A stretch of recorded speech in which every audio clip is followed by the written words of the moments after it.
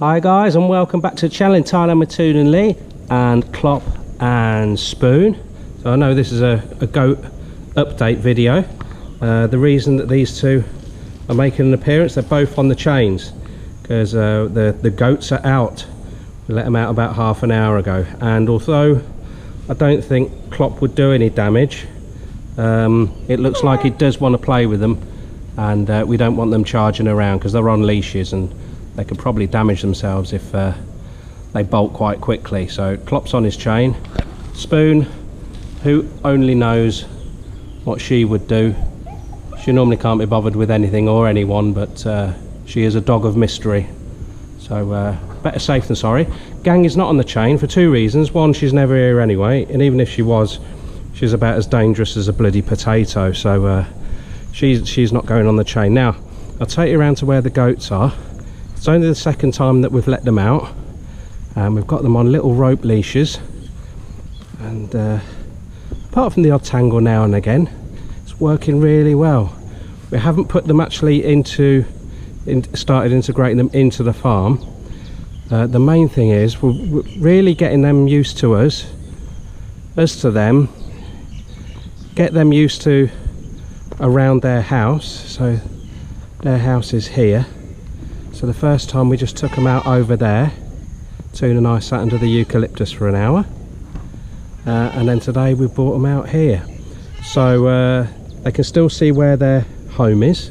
It's dead easy to get them in, and they seem very happy.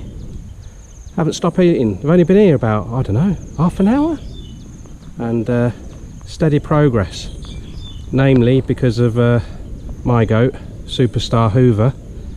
She is full on mowing that stuff down.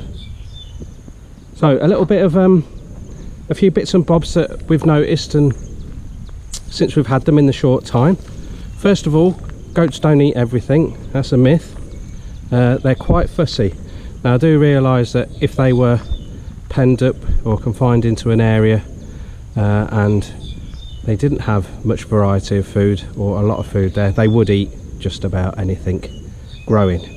But you can definitely see, it's so easy to spot what they like, what's their favourite. They'll have all that first, but they go around trying lots of things. I was reading that they're not really grazers, they're browsers, so they're a bit of a try this, try that, and they don't cut stuff off right down at the floor level. They have been eating some of this crawling stuff. They do pick this up. Now this isn't pack bung, this is you can bloody tie things up with this. This is like, it's like wire rope, but they eat that, and they do like pack bung if we take them to an area that's got it. But apart from that, what else do they like? This one as well. I don't know what this one is. So, but these are the worst weeds on the farm in my book, along with the long grasses, which I have to say is probably their favourite. Well, it's definitely Hoover's favourite. She'll go for the grass rather than anything else first. I know. PJ's is the boss. We've also wormed them now. That's just an injection. Give it into their neck, just under the skin, and that was pretty straightforward. It does break your heart though when they start crying like a baby, but we get used to that. And since then, we did that about, I don't know, about 6 days ago, I think. Certainly with Blackjack, she was the skinny, although she was the biggest framed when we first got her, she was the skinniest. You can still see she's still a bit bony around the backside. But we gave them the shots, and then the very next day there was discharge out of her eye, so she definitely had parasites, and that's cleaned up. All three of them now are packing on some proper weight, so it looks like after they'd been vaccinated at the other place where the vet comes out, they probably gave them a worming shot there, parasite shot there, and that looks like that's all they've had, because the amount that they've picked up since they've had a parasite shot, well, just different animals, so that's good. Toon was in charge of the needle and I was in charge of wrangling them, and yeah, pretty straightforward, but they are fast across the ground. Right then, what we have got growing is what we have been collecting from near to the farm. Now, someone did tell me the name before, but it is in Thailand they call it gatin. You could eat this right now. It's beautiful stuff. We eat a lot of it, so we normally eat these bits, and the favourite bits for the goats are probably halfway down. Not too soft, not too hard. So that's good. We've also planted some along our borders in certain areas where we haven't got any sort of like hedgerows, so we're putting them in areas in there. So this reminds me of Bonanza, or is it the High Chaparral? Love it. So, all materials sourced from the land here and the previous house in the village. Here's what they've destroyed this morning. They are eating machines, but I tell you what, they are lazy in the mornings to kick them out. As soon as I come out, first thing I do is open the gate for them. I'll show you this. Toon, she's so clever. Said, let's just make one gate. Hey, gate for the chaparral, gate for their house. Ingenious. And the reason that they're so lazy, I can only assume, is because of the mozzies, which are really bad. So we've put the blue net up.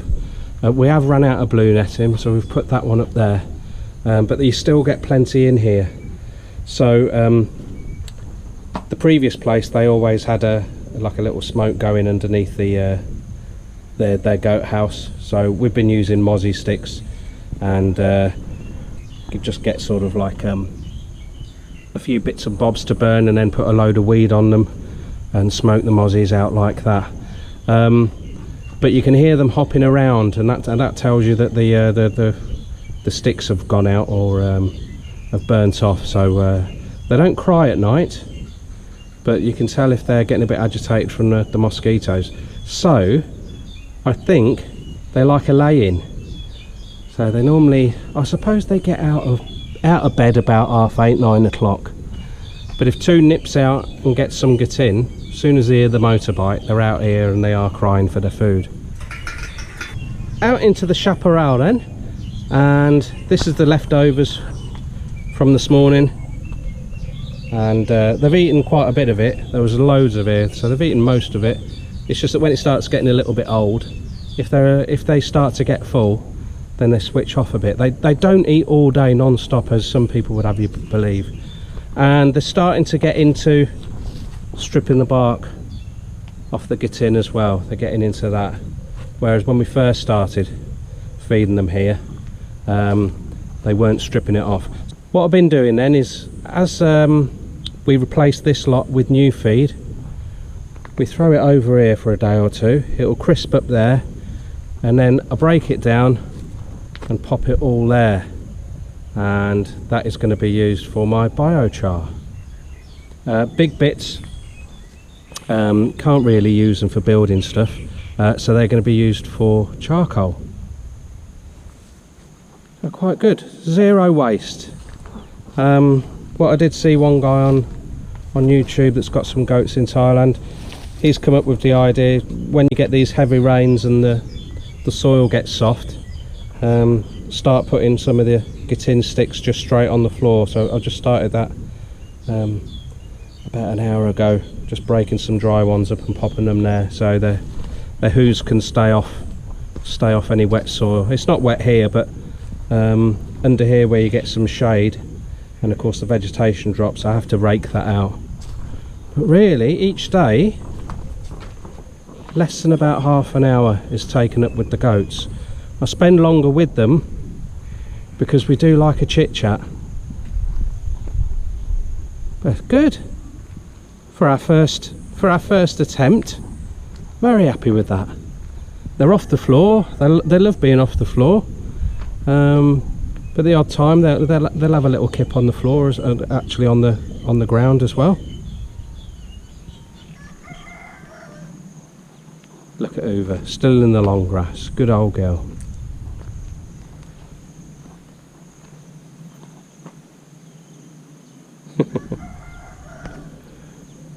You won't believe how fat they get. They just eat and eat and eat until it looks like they're going to explode. And then when they go in at night, they'll just sit there chewing the cud. You go in the morning and they're still chewing it. So I think it's get it down your neck as quick as possible and then chew it up later on. Here we go, blackjack. Blackjack isn't the sharpest tool in the box. Look at that. Thick as mince, girl. Settle down.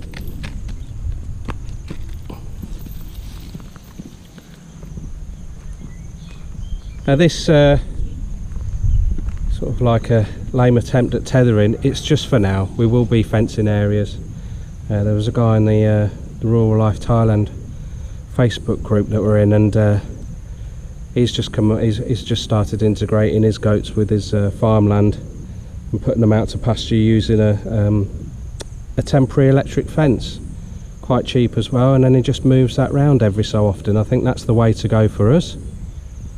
But the good thing is they don't like the eucalyptus, so they've all had a good sniff at it, and that's about it. So we could fence an area in here and just let them get noshing. I've already cleared it with Toon. She will have to sacrifice her cassava that's still in there. I don't know whether they'll eat that. I would have thought so. But yeah, looking forward to getting them integrated more onto the farm.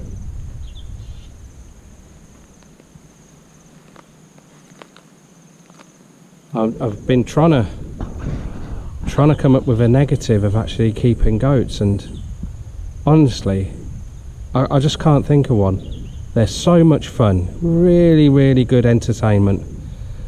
They're so relaxed, so easy to feed. It looks like they're growing quick, and they're strong animals, very hardy. The shit doesn't stink, that's easy to collect, so all good. Medication's easy to give, and they taste good. But although Toon says she reckons she can deal with slaughtering them, that's not. I think that's a bridge too far for me. And yeah, we are still looking for more goats. The goat would the goat farmer would only let us take 3, but we need some more. So we've put a few feelers out, and hopefully we can get a boy or a billy, and then I can walk around the farm shouting "Billy on, Billy on." Now right, PJ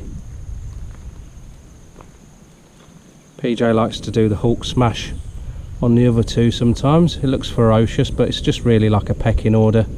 It's like where you get chickens, you just get the top hen or the top goat just pushing the other 2 out of the way.